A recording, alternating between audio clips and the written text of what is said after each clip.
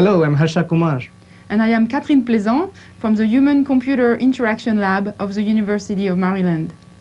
In large networks, such as satellite, terrestrial, or hybrid networks, tens of thousands of elements have to be controlled, with each one having dozens of parameters to be specified. Current network management tools rely heavily on form-filling interfaces.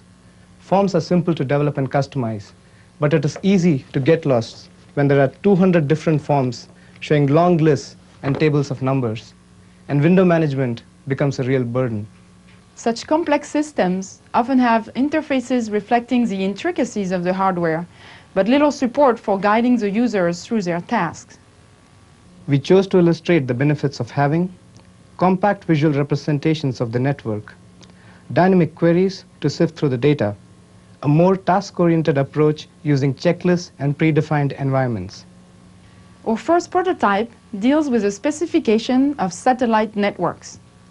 A central hub communicates via satellites with possibly thousands of remotes. To simplify, we can say that this hub has a very large containment hierarchy. It includes several networks. Each network has several DPC, data port clusters.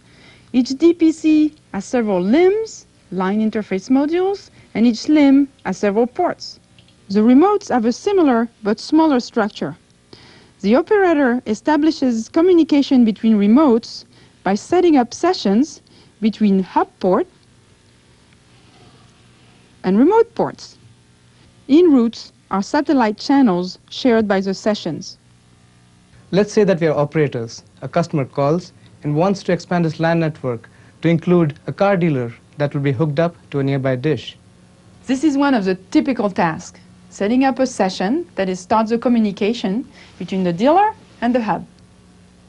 It involves a combination of data exploration to find trends of use or availability of space, query to find best choices, data entry for configuration, and verification of correctness. I choose LAN session in a menu of most common tasks. At the top, we see the checklist for setting a new session. It lists the key elements that need to be chosen and defined. For the hub side, the satellite channels, and the remote side. For each key element, we can type in the name, but more likely, we will want to see an overview of the choices. If I click on the Network Overview button, I can see an overview of the whole hub showing the 3 networks I manage. By default, the area is proportional to the number of ports. When I click on the DPC Overview button, I get an overview at the DPC level. I see that this network has 3 DPC, this one 2. Notice that each time the space is divided by slicing and dicing. I can go to the limb level and the port level.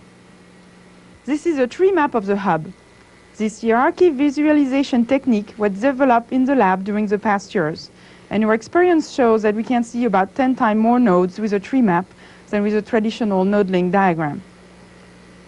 Now, I have to choose one of those hub ports. Imagine that I am looking for a high-speed port on a limb which is not overutilized. I ask to see the hub at the limb level, and then use dynamic queries to search for low utilization limbs.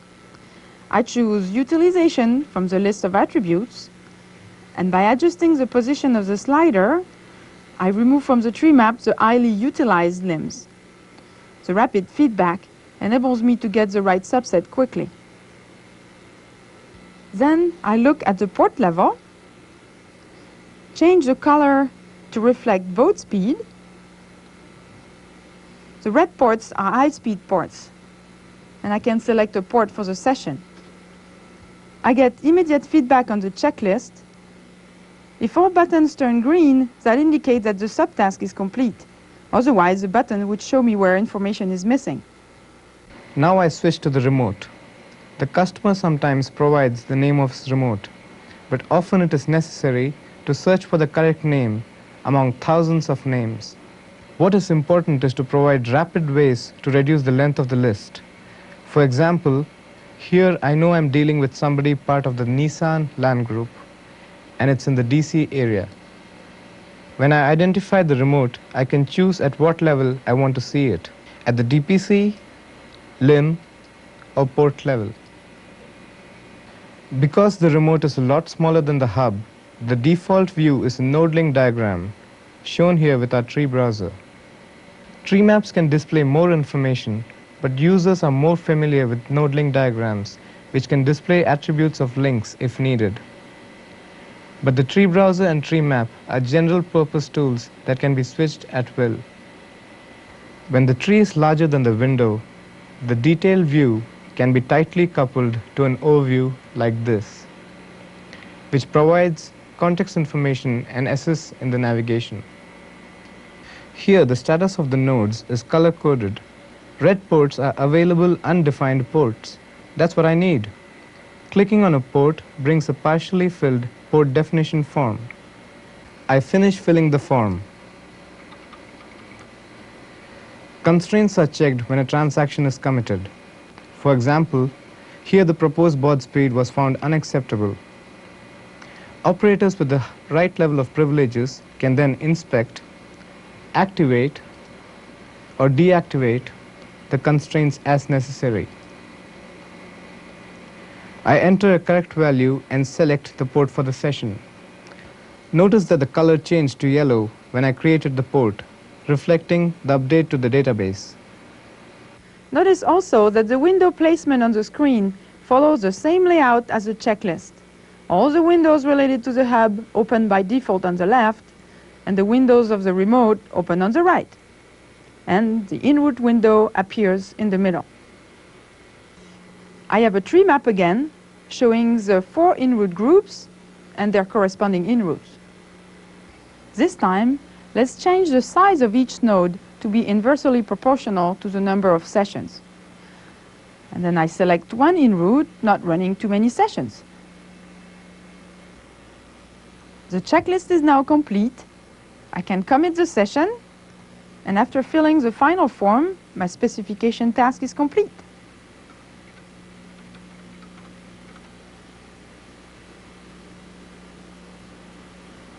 In this prototype, we show the benefits of overviews for the data to be explored and for the task. The data overview tools, either TreeBrowser or Treemap, each include a general-purpose visualization tool, display and query controls, and have distinct selection methods for accessing details or gathering elements for the task. We presented our design of the user interface, but this system is really the work of a larger team. Led by John Barris of the Institute for Systems Research, the team worked closely with Hughes Network Systems to also design the object-oriented data model and the dynamic constraints mechanism. We are now working on improvements to the TreeBrowser, the integration of performance statistics, and the extension to hybrid networks. Thank you.